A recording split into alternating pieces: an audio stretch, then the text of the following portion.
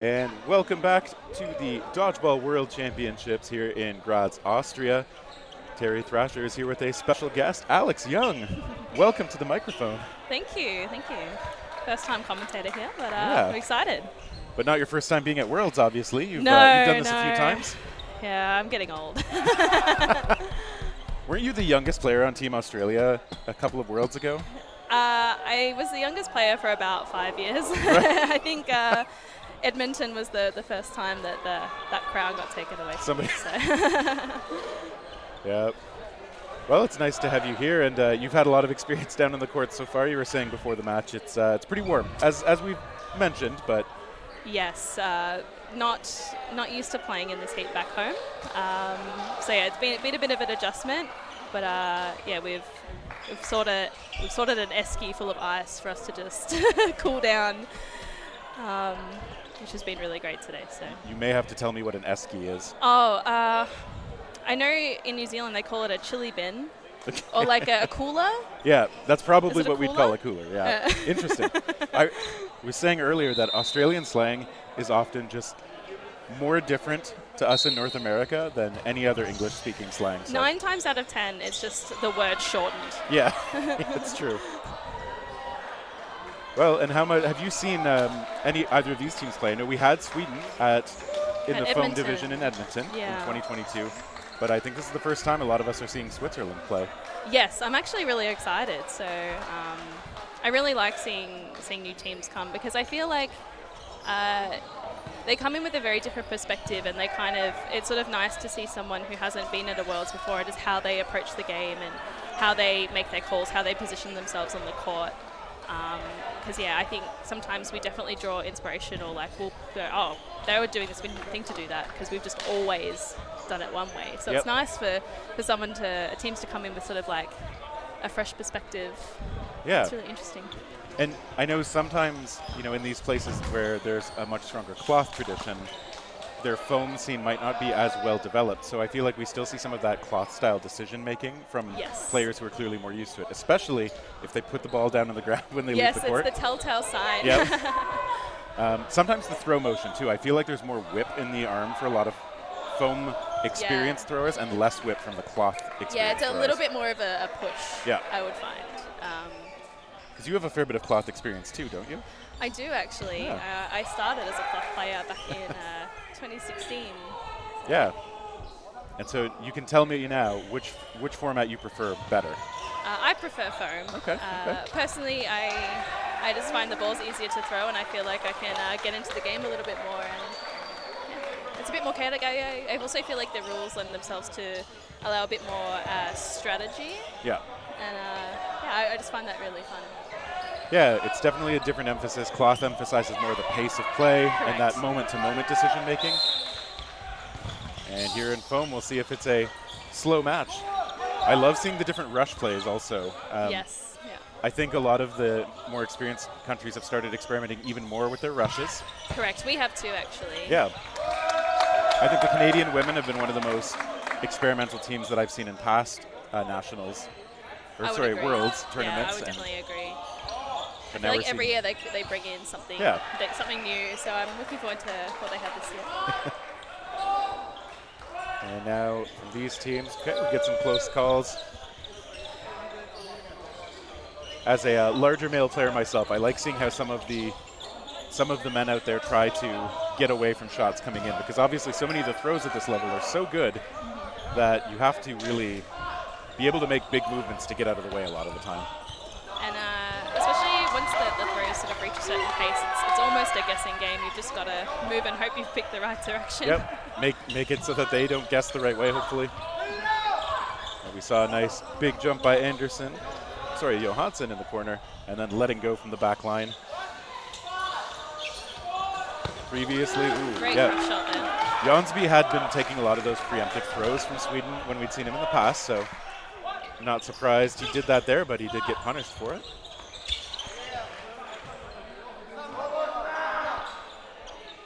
Switzerland regroups. To the line they come, and it's a shot toward the middle. I feel like it's probably not a factor for them yet in this match, but it's been hard to keep the grip on the ball really solid as the match has gone on, with the sweat being the factor that it is. Correct, yes. Some otherwise formidable throwers. We see some slips, spikes. Okay, good dodging from Arforce. I'm really liking the timing of the set throws from Switzerland. Lots of faking, disguising who's releasing the ball. Ball control's really tight too. Yep. Nice solid throw by Ladiston on the mark. And another. Look at that, right on the thigh a couple of times. Those players, I thought, were turning away from the ball a little bit too, so maybe. Ooh, another. Look at that spot. Great shot. Johansson. Just breaking up the rhythm a little bit. Yep. And that's one of the tricky things, right? Throwing a little bit to break up that rhythm without dumping the balls away too much. Momentum is such an important thing in dodgeball, so it's really important, like when the other team's starting to find their groove, just to give them something different to think about. So now Arforce was the target. Switzerland's going to get a chance to set up again. Sweden so far wisely hanging on to 3 balls on defense.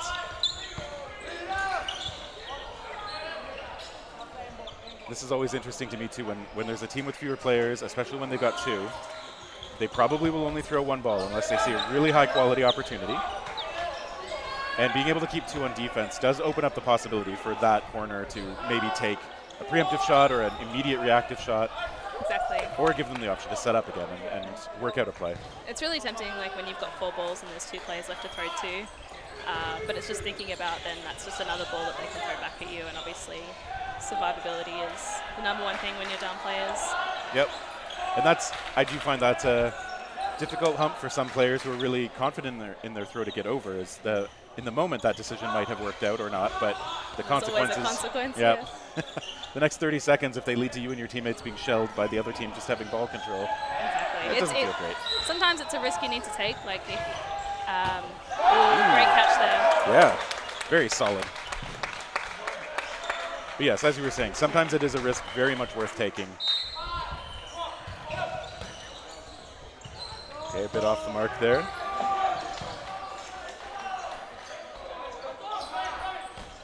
I like that, swatting the ball away on the block. Make sure it stays on your side at least. Okay, good shots on the money. Switzerland getting a pretty strong point here. And we were talking yesterday about, there's the saying catches win matches, but it's such a high risk, high reward thing to do. So do you think it's worth focusing on trying to emphasize catches? I think you're talking to the wrong person. As someone who loves to catch, I'll always say yes. But I think the correct answer is no, it's not always the priority. So for you it's yes, but maybe overall maybe it's not always the thing to emphasize. Exactly. I think as well, it's just about for each individual knowing what your strengths are and like what your win condition is. Yes. And just kind of utilizing that as best as you can to provide as much value for your team as you can. Okay, another nice spot. See the 1-for-1. You really can't tell that it's Switzerland's first time around at Worlds for foam. Yeah, I think they're playing really well. You're seeing good coordination, like you were saying before. They're staggering and mixing up the timing a bit. I think their throws have been pretty solid. And that their teamwork has been great. Yeah, I'm liking it so far because, as you're kind of alluding to, we have seen some teams where it's their first time in Worlds struggle to adjust to some of the pace and the tactics of the team, the veteran teams that they're playing against. But yeah, Switzerland so far looking pretty solid.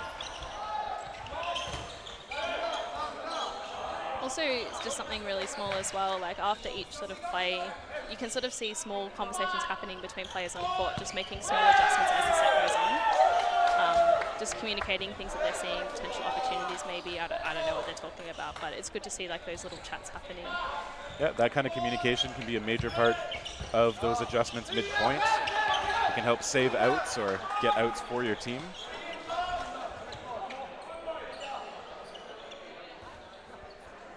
Jonsby makes the play call. Ooh, just blocking that shot, preemptive attempt. It's Arforce who sends that into the middle. Gustav Arfors, who is allegedly the oldest and wisest of triplets.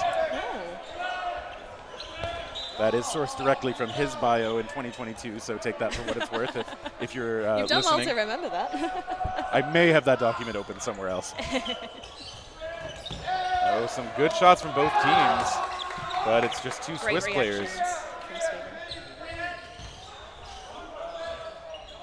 Yeah, I like the quick timing on the counters. This time it was Lim throwing that out. Oh, right on the money. Arfors whittling down the Swiss team to just one.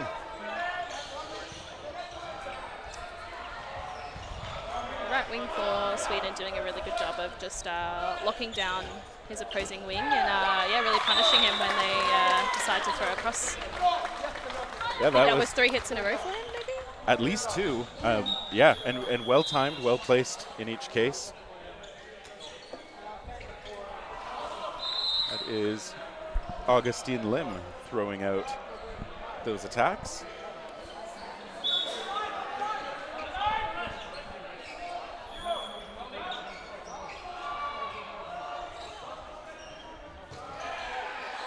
A little bit of conversation with the officials here.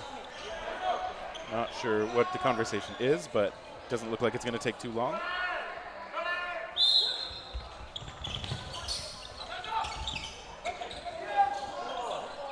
And everybody backing off. It's always interesting. Sometimes the rushes are just this explosion of like 4 or 5 balls being thrown. Sometimes everybody's just like, I don't see one that I like. I'm just gonna back off. I think Sweden probably slightly faster to the ball with the pass off. Probably would like to see number 4, who's taking the shot, just take that extra second. He's got a bit of time just to really make sure he gets a good shot off, because it looked a little rushed and it's skied up a little bit. Yeah, I can see that. Toward Arfors, back into the Swiss side. Okay. Oh, there's maybe a bit of a screen. But I like that, throwing out slight bunching up of those Swiss players there. You kind of get 2 targets for the price of 1 throw. Exactly.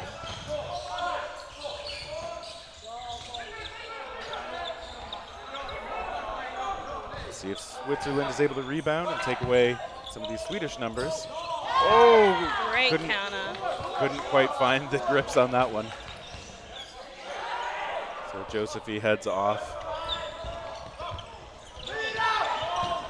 Okay, that's good. 1 for 1. Lim traded off for Pillet. Or Pillet. I'm gonna have to find out how to say that properly. Jansby just able to choke up on the ball and get that block done.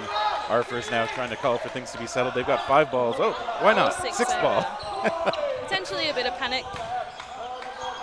Yeah, I mean, he was throwing toward a bunch, but I think it could have been a stronger attempt there. Yeah, probably a little bit too far back. But I know you don't want to lose the moment if you think you've got them all looking elsewhere. I mean, it's still very early on in the game. If you're going to test things, now's the time to do it. Yeah, and I like showing early on that you're willing to take those throws. Yes. Maybe the team thinks about that in the future when they're in that situation again. Ooh, what a well-placed ball right on the foot. Konishi has to take a seat.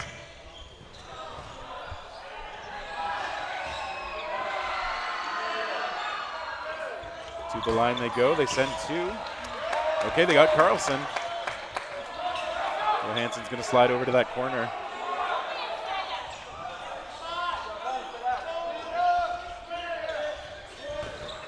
Oh, good block.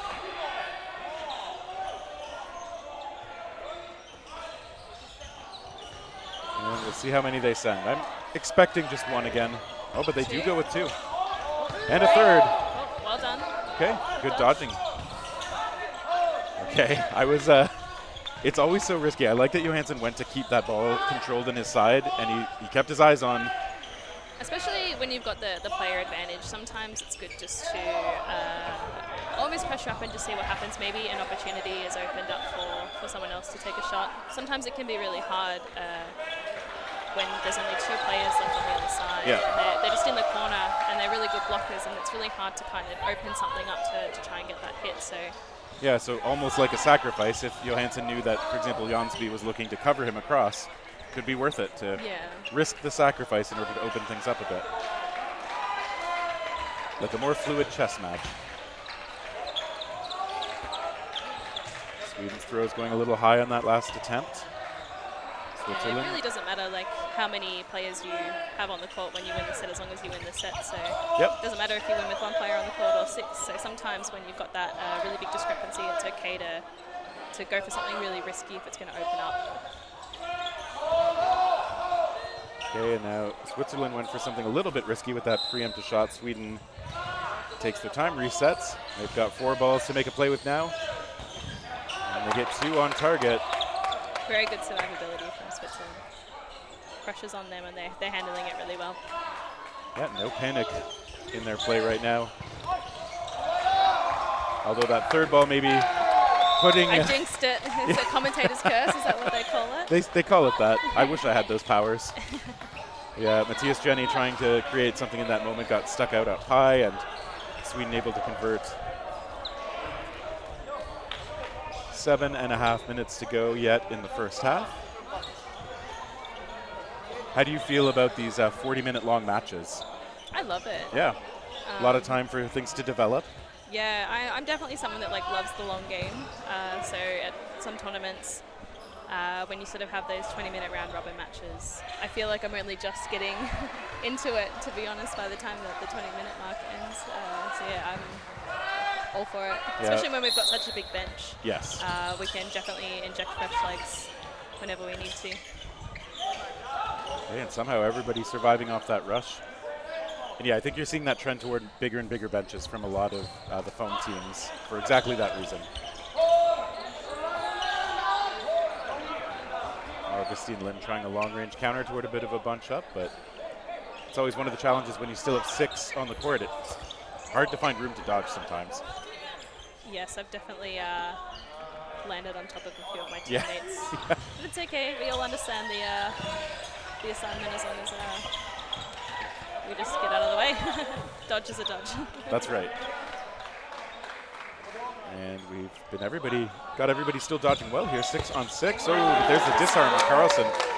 Someone getting some chalk. That might be literally what he's doing right now. Back on the side, yep. Ooh, there's a good connection as well. That was a great fake from, I think it was number 56, just to set up that dodge. And then it really opened up the shot for number 4. Yeah, really showing the importance is Arfers of why you commit to those fakes. Really sell it. Make sure that the opponent believes that could be coming out of your hand right at him.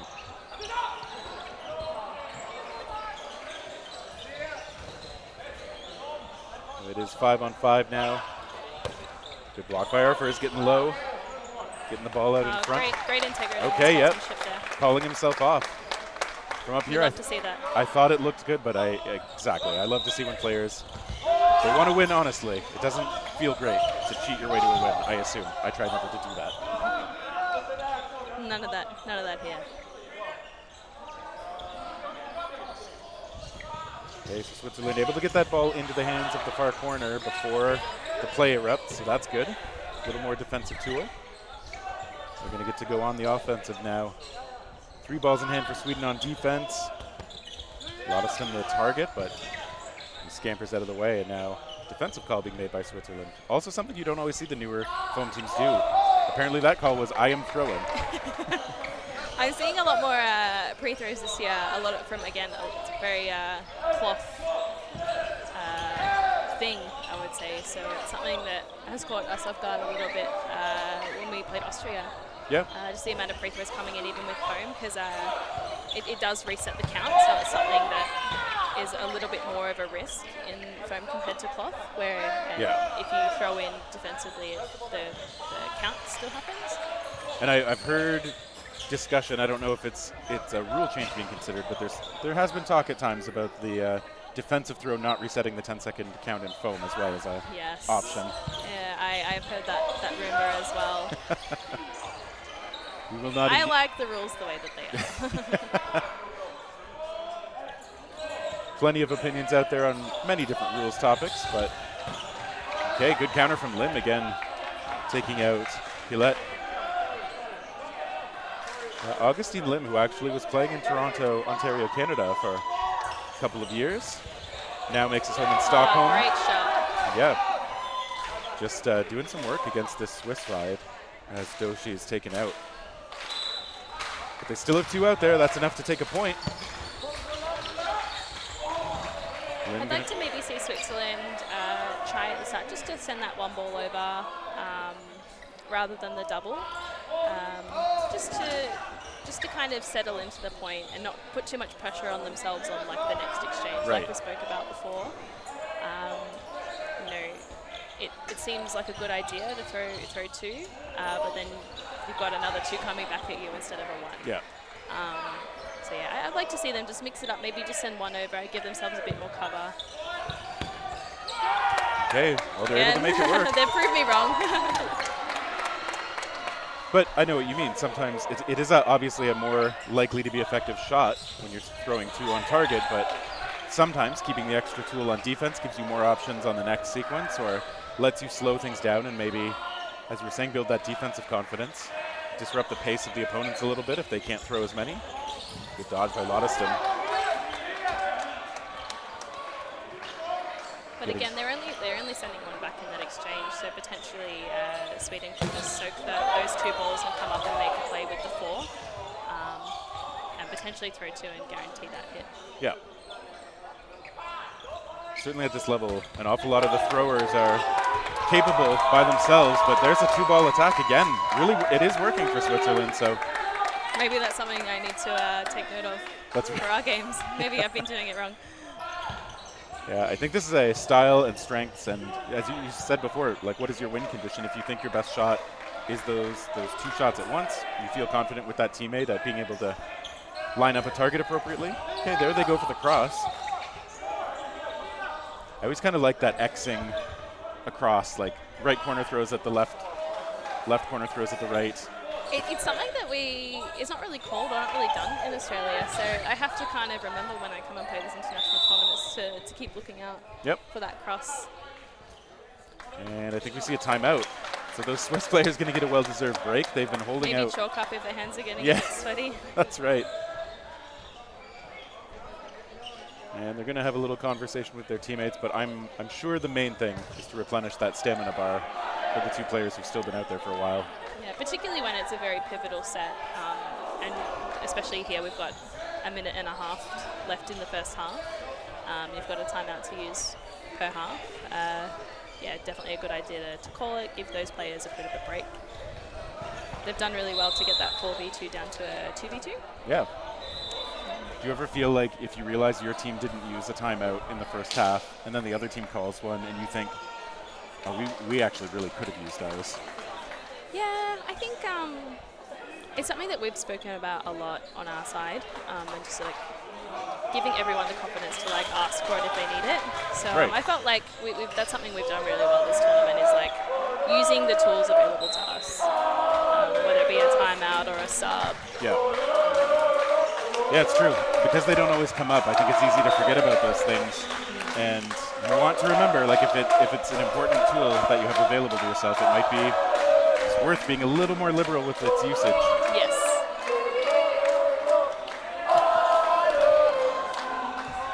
A lot of enthusiastic fandoms here at Worlds. You love to see it, or hear it, or feel it sometimes.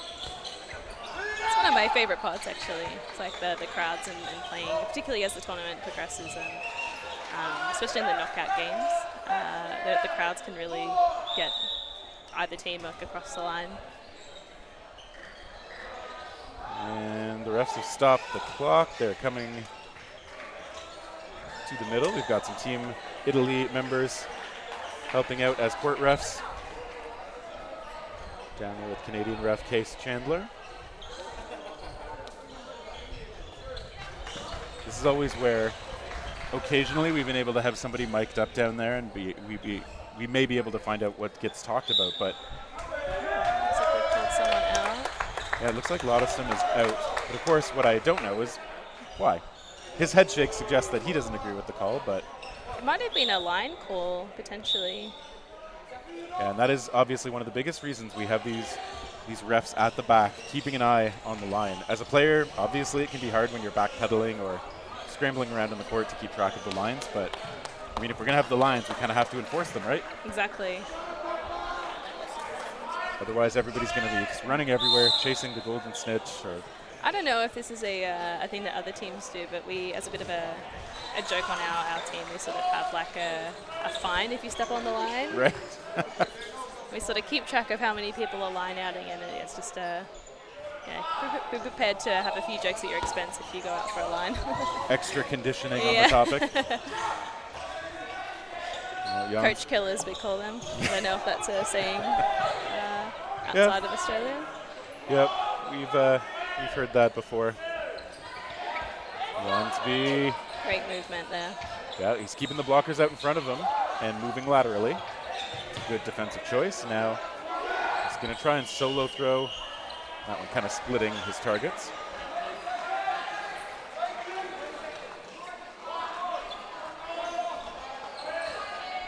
Switzerland just sending one. We'll see if they get those double shots on Jonsby. Obviously, that's a huge part of why Switzerland's been able to get this back to a much more winnable scenario than it was a few minutes ago. Jonsby reacts well. Okay, we get right to that no blocking call.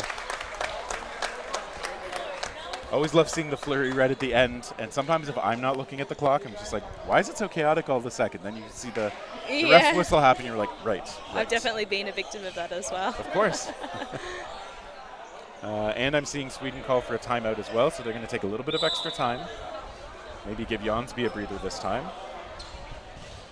I feel like it's hard to appreciate just how exhausting it can be to be the last one on the court, or the two on the court facing more opponents. Just given how much you have to commit to your movements if you want to stay alive and keep in it for your team.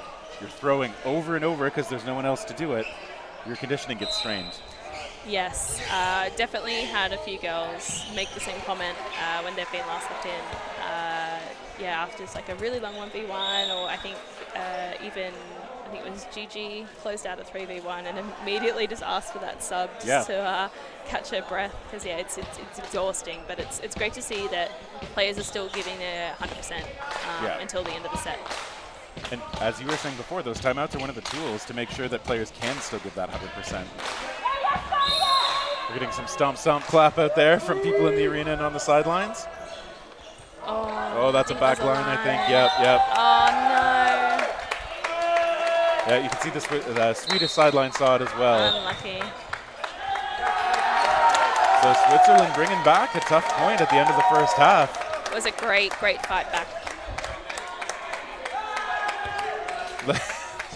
Some celebration directed back up toward the stands from the Swiss players. I can appreciate why. Both teams have earned a well-deserved 5-minute halftime break. So, I mean, I'm curious if, I think this is different for every team, whether they approach subs as doing a rotation of players sometimes, or trying to keep a unit on the court together to keep building that chemistry with each other. How do you feel about that? I think, and this is where there's not just strategy for on-court and for each set. There's a strategy to how to approach the tournament as well. So I think every game and every team will have a different, objective of what they want to achieve, and whether that's testing out a new combination or trying how a particular style of play works, or whether it's just an even rotation to keep legs fresh. I would assume that every team is coming into this, each game, with maybe a different idea of what they want to achieve in the round robins, in the pool matches. Yeah, and I think for some of these teams that maybe they have ideas that they haven't been able to test out all the way in practice. So they may use some matches where, let's say, the score is out of reach in some fashion, like let's try these out in a game situation. And sometimes you can have just player combinations that maybe were working during practice, and now for whatever reason it's not working once you get into game matches. So might have to adjust on the fly, pick out a different approach.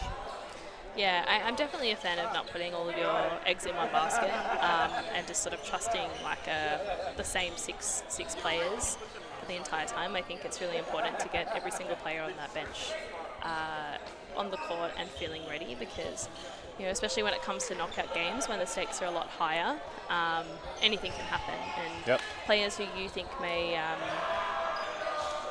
they may just perform so much at a higher level than they previously have, and they just thrive on that pressure, and maybe someone who you thought might be a key player just isn't feeling it that day, and it's nice to have options rather than just relying on the same 6 players to get you through to the end.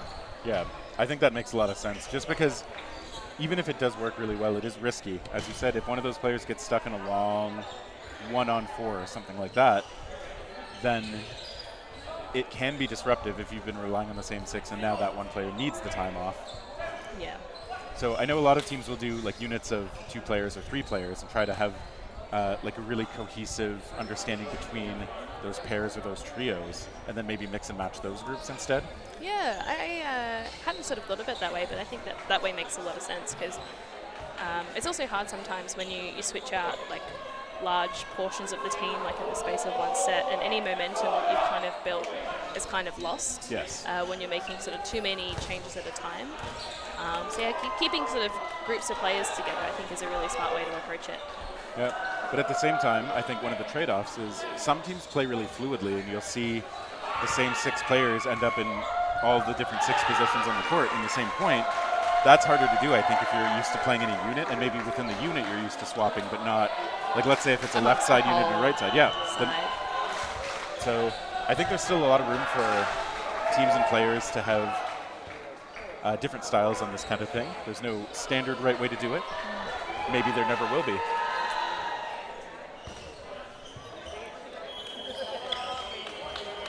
See the chalk getting used to help keep the grips. It is important for this tournament, of course. I think the chalk has become the standard for just making sure you can keep the grip on those balls. Yes, everyone on our bench has a designated chalk ready to go at the end of every set. You've got 30 seconds to get your water in, get a towel, get your chalk. And even more important in the heat than it is normally. So, yeah, we haven't had a chance to see the Team Australia women yet on this court. So, hoping that happens sometime in the future. I haven't looked ahead in the schedule enough to know if it does happen. Yeah, I think you're asking the wrong person. Yeah. I just get told a number about 5 minutes before the game. I'm actually similar. When I'm a player, if I'm not the captain, then I'm just like, just tell me where to be next. That is what I know, and that's all I know. Yeah, and I think it's really important as well as a player, like, you've got a job to do, there's coaches with a job to do, there's a team manager with a job to do, like, particularly like if you're a newer player as well, like just being able to just focus on getting on the court and playing, and just know that your support team has the rest covered. Like they'll organise, the rosters, they'll organise making sure everyone's in the right spot at the right time. Because I think it can be quite overwhelming on your first time. Yep. There's a lot happening, there's people everywhere, and just that ability to really just focus on what your job is really important. And obviously it's easy to put a lot of pressure on yourself, especially if you're a first-time player in your national team. So I get what you're saying. Like, let the players focus on the things that they have to do. Yes. Let the rest be done by other people who are here to do it. And that's probably the best way for things to move smoothly. Yeah. We've been really fortunate on Team Australia. Like, we've always had some players that have got some experience at the World Tournament, and we've made a really big emphasis on, like, if you've played Worlds before, share your knowledge, share your learning, share your experience with the players that are here for the first time. Yeah, we see that come through pretty often. Those longtime players, sometimes who are now in coaching roles on some other teams. Ooh, nice Great catch. Graf. Exactly how you want to start a first set of a second half. Switzerland wants to continue that momentum. Okay, they get another good shot right away.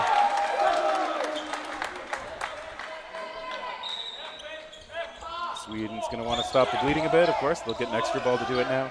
Doshi looking at his hands, and look, the friendly rollback.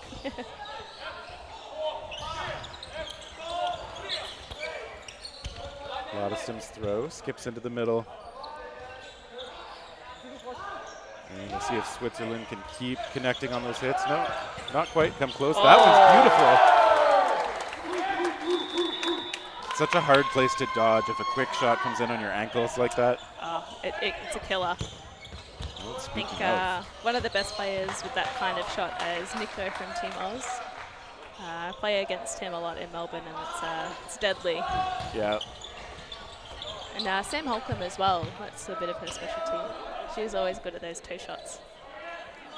Yeah, it's a great place to aim. Nobody's going to catch that, barring a fluky ricochet. So Great free throw. yeah, our first taken out.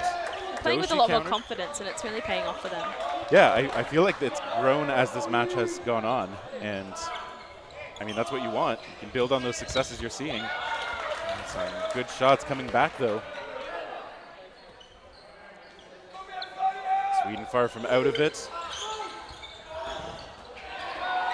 Good movement from their defensive players. Lotteson's been doing a great job of moving around on defense a lot. Drawing out another ball this time. As Simon Josephy lets it go. He's going to have less to work with, just one now, and you see, yep, Switzerland attacking that solo ball carrier.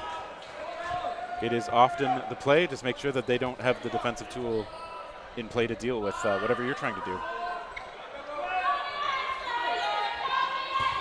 Ooh, Lottison, almost a no-look block there, but doing the right thing, folding up behind the ball, keeping it out in front.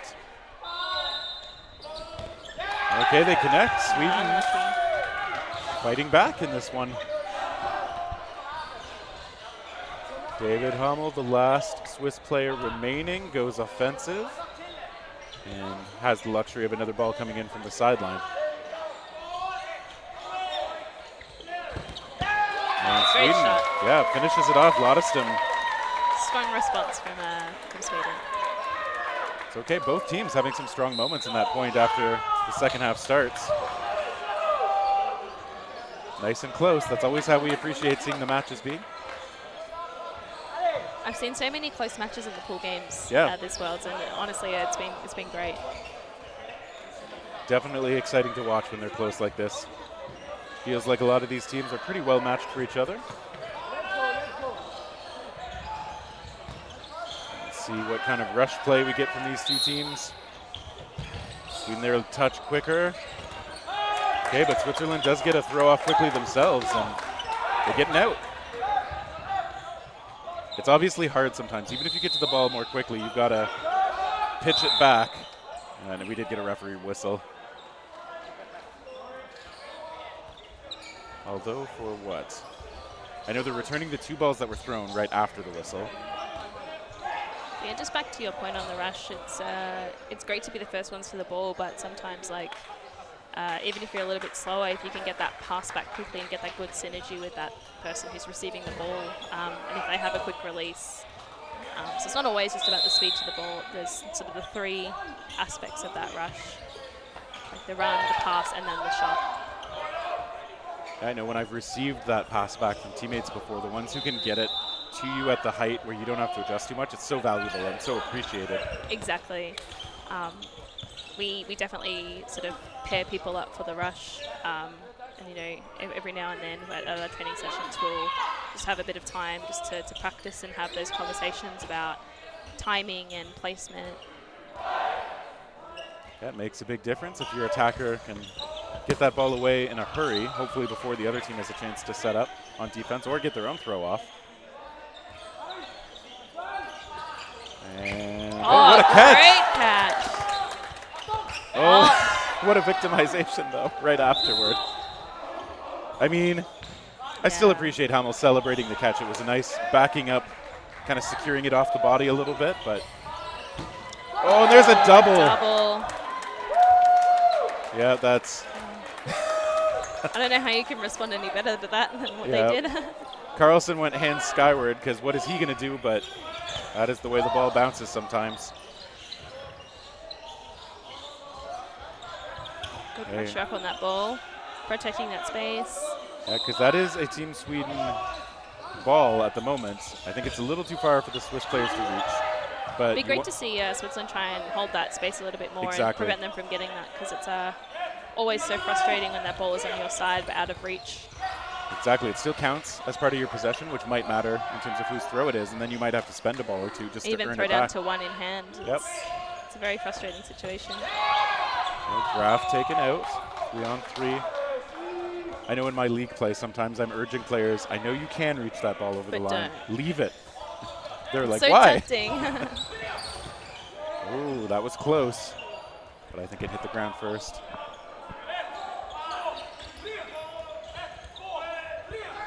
Josie taken out. Position was good. Thought was good. Yeah, if you have no ball in hand, I mean, that's one of the options. Just stay low, stay square, force the throw right on you. Okay, that's looked a little awkward, maybe wishing for elbow pads at the moment, but Josephine seems fine. I'm so envious of how some players can just get so small. Yeah, that is not part of my skill set. No, not mine either. Well, at least you have the catching to fall back on, too. Ooh, nice shot. Sweden responding again, yeah. Josephine's going to have to do it alone now, facing 3 from Sweden. Oh, tricky. I didn't think, yeah, you see the appreciative clap. Sweden recognizing that that was a pretty good move. And again, got that outside shot, but now Sweden's going to set up. Okay, they just take one, trying to keep him off the ball. Sometimes the dynamic when there's 2 players in versus 1, even like when you're last left in, there's less players, but sometimes it can be a bit of an advantage because you don't have to worry about like covering a teammate or kind of like thinking about what they're going to do as well. Yep. And you can just kind of think about yourself and just play the way that you can with your strengths. So yeah, we always are a big sort of fan, if you're last left in, like, we're not going to tell you guys what to do. Like, you know how you can win this set. Yeah. And you've got the whole court space. You don't have to worry about anyone else. The whole team's behind you. So definitely a lot of value. The set is certainly never over when there's 1 player in. Yeah, I feel like just about every player on these rosters is a fully capable solo player out there. Yes. And to your point, it does simplify the game when all you have to worry about is what's on the other side of the court. That was a great shot spot on the ball retriever on the side, but we've seen Josephine be able to throw that ball off body to his right. Okay, and then he goes across court a bit. He's got that flick motion low to the ground. Timeout called, Switzerland. Yeah, Josephine, an acknowledging thank you over to the sideline. I was actually going to think if they were going to call, and certainly might be a good moment too, so it's good that they've recognized that. I think let him chalk up a bit. Yes, and he's done such a good job on defense too, of sliding around, getting really small. His movement is great. And but I'm sure it is taking a toll on his breath right now. But again, particularly if he finds himself on the defense, like preferring to dodge. That means that if he's going to win, he has to hit them. So yes, he needs to be able to have a good grip on the ball and be able to take those shots nice and accurately. And we've seen him, rather than taking big windups, he's got that kind of low wrist flick. He's been able to get pretty decent power off of it too. So that might actually be helpful if you have to throw over and over. Correct, yeah, and it helps you get a little bit more like the angle on the ball. Yep. It's a little bit harder to read sometimes, and it means you can sort of throw across your body a little bit more easily without having to turn your whole body to the other side of the court. The different ways to throw no looks or off body kind of throws. There's some where you'll try to plant your feet and point your whole body at the last moment. There's some where you'll accept a loss of power a little bit, I think, but you'll try to fully disguise it. I don't know. I'm always a big fan, like, again, like you said, sacrificing a bit of power, but just being able to keep your hips nice and square so that if, you know, that ball does come in, you're in the best position to see it and even catch it. Yep. Leaving yourself in a good spot after you throw is always important.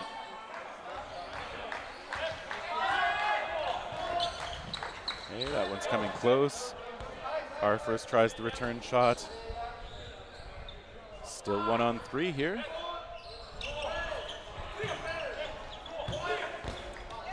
Good fakes from Sweden, just disguising who's throwing.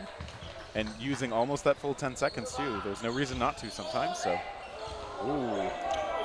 Great timing on that shot. Yeah, I like what our first is trying to do. This is Josephine at his most exposed. He's coming all the way up to the center line, so worth taking a few of those, certainly. Josephine hoping to just maybe suppress that this time.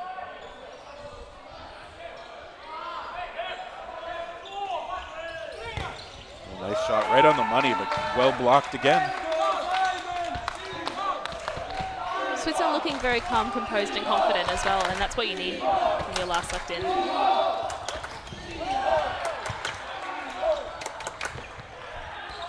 I really feel like he's controlling the pace of this set as well, which is hard to do when you're the one, but it's a great advantage when you're controlling how quickly exchange is happening. That's right. It does feel like he's kind of setting the tempo a bit more than his opponents. Hopefully he can keep it up. He's looking a little tired for some reason, but still Wouldn't great know why. movement. Yeah, and still with a great Amazing. block. Those blocks are hard to make, so full marks. Another block pushes it away. Sweden's going to get to attack again, though. His reactions are incredible. Harfors comes up. Sweden's going to try and set up. And I think, yeah, you've got 4 balls from Sweden now. Maybe throw from both wings. Try to make the defense as hard as possible. Wasn't the wings, but it was 2 coming in. And sort of at this point, when you're the one, you have to start thinking about how much do I have left in the tank, and do I need to up the risk a little bit? Because obviously it's hard when there's 3 people. You're working a lot harder as the one. Unlucky. Big effort from Simone Josephi, but Sweden finally takes it down. They use that numbers advantage. But as you were saying, as it goes longer, if you notice that your ability to execute on your best aspects is fading, yeah, maybe you have to force some of those 1-for-1 moments that give you a better chance to take someone out. More Might risk be a of you being 50-50, eliminated. but if that's all you can do in the moment, then definitely worth it. Or we see a lot of players, and I'm sure this might be you sometimes, drop the balls at the last second, just try to force the catch if need be. It's like you've seen me play before. Very worthwhile to bring back help sometimes, but now the full help is out there, 6-on-6. Josephi getting a well-deserved break on the bench. Sweden keeping a similar lineup out there.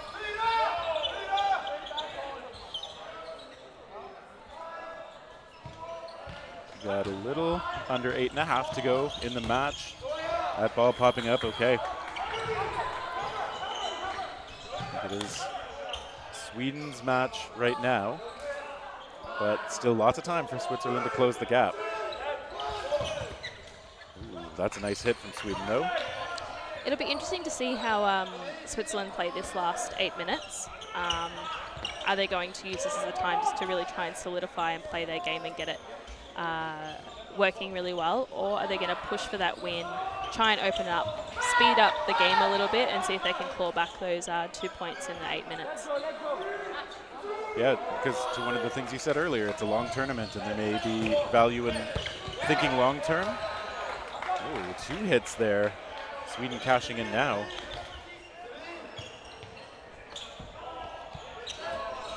But we talk sometimes about the importance of morale and the habits and team play that still matter no matter what the score is. Okay, 1-for-1 now, taken by Sweden, which I'm sure they're happy with, because now again, one Swiss player left facing quite a few Swedes. I think Switzerland have really, over the course of this game, really nailed their timing, particularly from those counter shots from the wings. They're able to read Switzerland a little bit easier, I think, now. So those wings are ready to take those shots because they know when the ball is and isn't coming at them.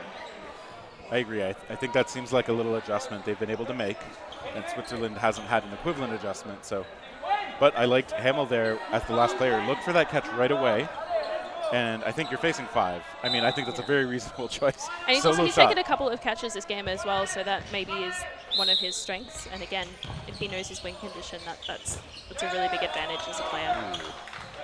That is a slightly painful double. Off one rusher and into the mouth of the other. But left with 5 balls. So see if they can even the numbers out. Not quite. Jonsby gets low. I know whenever you have 5 balls, you really want to cash in for at least 1 elimination. I'm greedy. I like to take 2 when I can. That ball popping way up off the block, but not far enough off the court to be anything other than a catch. Okay, well-timed shot. Great counter. Again, just breaking up their synergy a little bit. It's a good shot. And didn't eat a counter of his own, so this time he is targeted, as is his opposite corner, so Hamel's going to be alone out there. Let's see if he looks catch again. He's got 4 balls. Sweden Threatening. Great okay. shot. Nice throw right into the middle.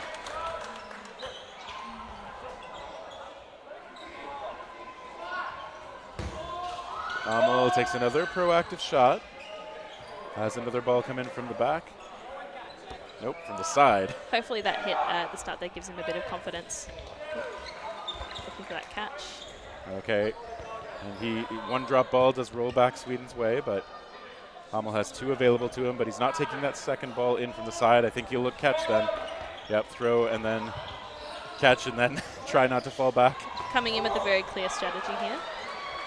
And again, it might be just knowing his win conditions, knowing his strengths as a player. He's obviously confident, throwing that initial ball a moment before he expects the incoming shots. So And looking for the right ball to catch as well. Yes, not forcing it too much. So I think Sweden has a chance to bait that throw out of him then. Yes. No, You did can not see do that yet. the player without a ball at the back for Sweden just kind of shadowing a little bit, just looking for a stray ball. Yeah, that's one of those things we talk about. You may not have a ball or a specific thing to do on the court, but you can still try and find the right position for those shadow catches, as you say, or where you think the deflections are most likely to end up. Okay, Sweden can't quite hit him. Hummel daring them to throw another one in before he picks up his ball. Oh, that time, Bad finally. luck. That was the right one. Right Yep. one to go for. But Jansby got it on the body with enough power to secure that point for Sweden. We've got a little under 4 minutes, and I think that's 5-2 for Sweden now. It's definitely doable if they're willing to really just up the ante a little bit. Well, and we saw Sweden start that point with a double off the rush. I mean, if you get a bounce like that, then you can maybe keep pushing the pace. You can get that to cascade a bit into a quick point. What's the fastest set you've seen? I think my record is that I've seen about 25 seconds. Well, nice catch backing up by Jansby. I'm not sure at Worlds, like in league play, sloppy stuff happens all the time. But I wonder what the fastest set at Worlds is. We need some sort of historian. Do we have a fact checker here? Is that in the budget? Switzerland getting a hit. They push Palmer off the court.